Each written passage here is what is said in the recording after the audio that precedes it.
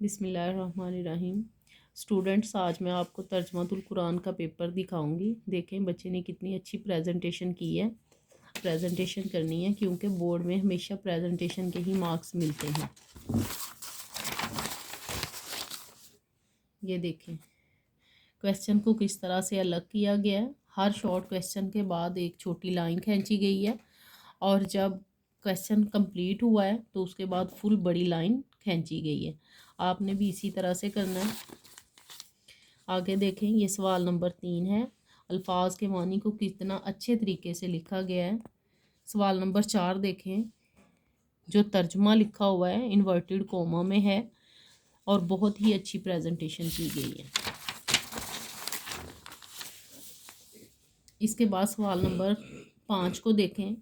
سورۃ یونس کے بارے میں تعارف کروایا گیا ہے۔ جو مین ہیڈنگز ہیں ان میں مارکر کا استعمال کیا گیا ہے، اور آپ نے بھی اسی طرح سے مین ہیڈنگز کے لیے مارکر کا استعمال کرنا ہے۔ جیسے مکہ مکرمہ ہے، 11 ہے، 109 ہے، تو یہ چیزیں جو مین ہوتی ہیں ان کو مارکر کے ساتھ جب تک آپ ہائی لائٹ نہیں کرتے آپ کو نمبر نہیں ملتے۔